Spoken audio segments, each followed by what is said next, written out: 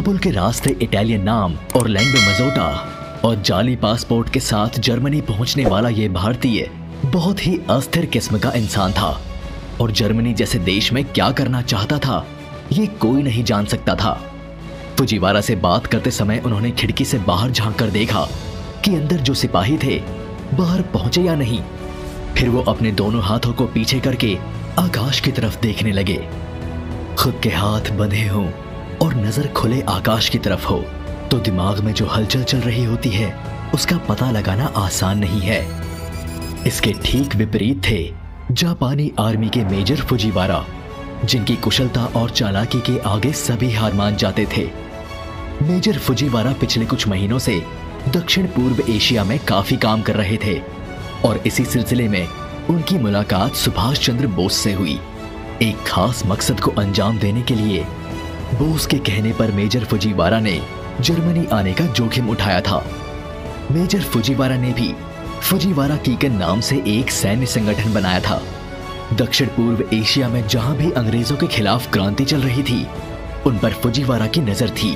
भारतीय, चीनी, मलय और ऐसे कई एशियाई छोर थे जहां मेजर फुजीवारा अपनी उपस्थिति से युद्ध को नई दिशा देने के लिए मशहूर थे। उनकी कोशिश थी कि एशियाई देश जापान के साथ मिलकर इस विश्व युद्ध को अपने आखिरी अंजाम तक पहुंचाए। 1942 की शुरुआत होते ही यह भी साफ होने लगा था कि एशियाई देशों के अलावा भारतीय उपमहाद्वीप में भी कई देश अपना वर्चस्व बढ़ाना चाहते हैं और हो सकता है कि एक बेहतर रिश्ते की बुनियाद को रखने के लिए मेजर फुजीवारा ने मलय में भारतीय युद्धबंदी प्रीतम सिंह और मोहन सिंह से दोस्ती की हो। उधर रोम में भी युद्ध शिविरों में जो भारतीय युद्धबंदी थे उनसे इकबाल शदाई के नेतृत्व में इटालियन आर्मी भी नजदीकी बढ़ा रही थी, जबकि सुभाष ने इससे कुछ महीने पहले ही भारतीय युद्धबंदियों के साथ जर्मनी के एनाबर्ग में काम शुरू कर दिया था।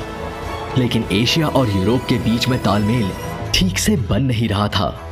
भले ही कहने के लिए इटली, जर्मनी और जापान एक साथ थे, लेकिन इस तिकड़ी में आपसी तालमेल हर तरफ से या तो अधूरा या कमजोर ही था। आपसी संपर्क में भी इतनी कोताही और धूर्तता थी कि पता ही नहीं चलता था कि कौन, कब और क्या करेंगे।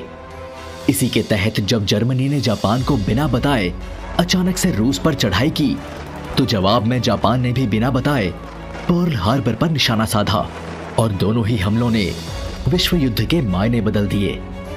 लेकिन एक्सिस की नियति ही यही थी। इससे पहले भी इटली ने जर्मनी और जापान को बिना बताए ग्रीस पर भी ऐसे ही चढ़ाई की, जिसकी वजह से युद्ध में उनकी दुर्गति भी बहुत हुई। फुजीवारा इन्हीं सब गलतियों को दोहरा नहीं रहे थे, इसीलिए भले ही संपर्क साधने में कठिनाई हो रही थी और जान का भी खतरा था, फिर भी उन्होंने बोस के कहने पर जर्मनी में मिलने की बात मान ली। जर्मन के सामने ही जब सुभाष ने फुजीवारा से जर्मनी के साथ देने पर टिप्पणी की तो वॉन ट्रॉट को अच्छा नहीं लगा था। उन्होंने कुछ तीखे व्यंग्य भी किए और थोड़े तल्ख लहजे में भी कहा था कि बोस को शायद कोई खुश नहीं रख सकता। सुभाष को गांधी से नाराजगी है, जर्मनी के शासक से नाराजगी है और जो चर्चिल भारत के लिए इतना कुछ कर रहा है उससे भी नाराजगी है। जिस तरीके से जापान आगे बढ़ रहा है उससे भी संतुष्ट नहीं है। अपनी सेना की संख्या से नाखुश है और वो जिस तरीके से काम कर रहे हैं उससे भी खफा है। इसलिए ये तो साफ है कि आपको कोई खुश नहीं रख सकता है। इस बात पर वैसे सबने हंसकर माहौल को हल्का कर दिया। सुभाष ने भी इस पर कोई प्रतिक्रिया जाहिर नहीं की, लेकिन इसके बाद उन्होंने अपनी बात भी रखी।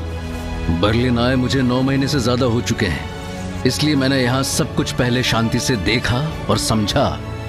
लेकिन 1942 की शुरुआत हो चुकी है और मैं यहाँ अपने रहने खाने की व्यवस्था के लिए नहीं आया और मुझे नए साल की शुभकामनाएं भी नहीं चाहिए। मैं यहाँ सिर्फ उस ठोस योजना के लिए आया हूँ जिससे कि आगे की लड़ाई में भारत का भविष्य साफ हो। शायद इसीलिए मैं अभी तक इतना असंतुष्ट हूँ। चर्चाओं के दौर में जब कोई गहमा गहमी ना हो उस चर्चा में रस नहीं आता और यहाँ भी बात होते होते बात कुछ यूं हुई। यहाँ मुझे माजोट्टा कहने की कोई जरूरत नहीं है। बर्लिन में जितने भी जरूरी लोग हैं सभी मेरी असलियत जानते हैं। ब्रिटिश शासन को भी पता है कि मैं यहाँ हूँ और अगर आपको नहीं पता तो आप डेली मेल की हेडलाइन देख लीजिएगा, जिसमें उन्होंने मुझे भारत का गद्दार कहा है।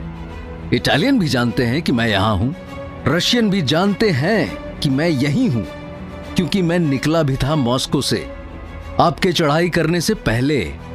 तो आपने मुझे या मेरे नाम को किन लोगों से गुप्त रखा है? मुझे इस लुक्का छिपी से सख्त चिढ़ होती है।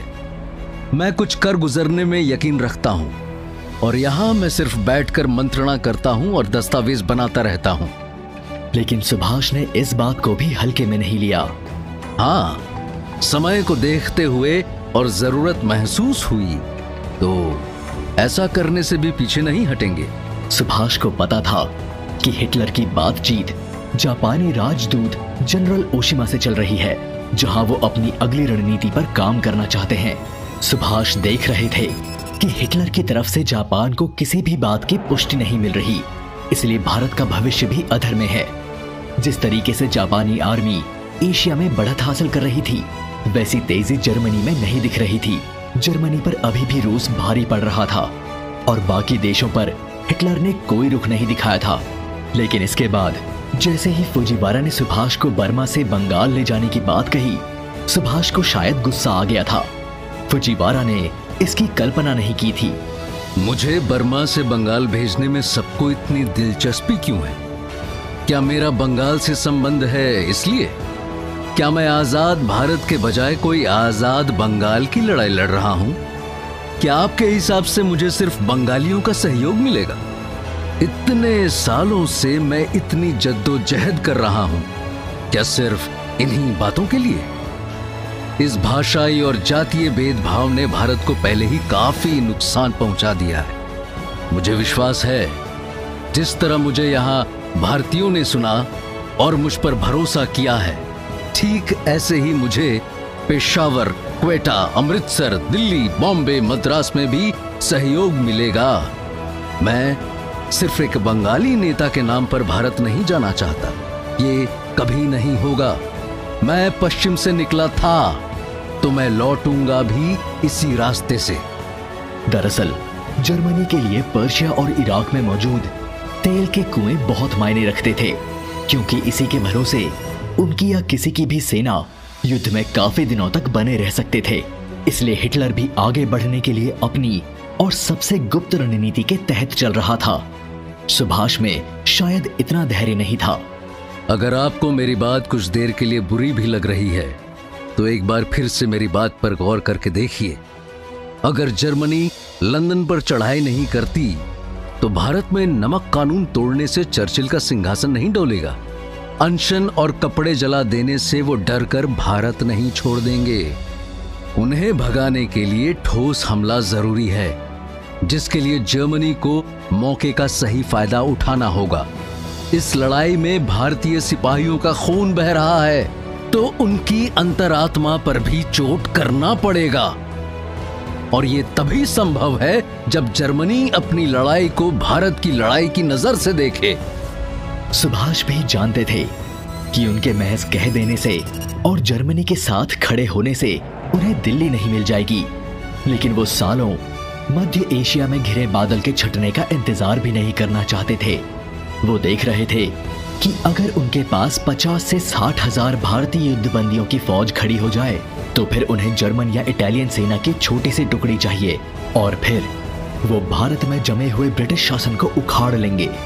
इन सब के बीच एक डर ये भी था कि अगर एलाइड फोर्सेस, जिनमें भारतीय सैनिकों की भरमार थी, उन्होंने कड़ी टक्कर दे दी तो फिर और क्या होगा? क्या होगा अगर मिस्र, पर्शिया और इराक के सेना में शामिल भारतीय सिपाहियों ने सुभाष का साथ देने से मना कर दिया? फिर सुभाष के पास क्या विकल्प हैं?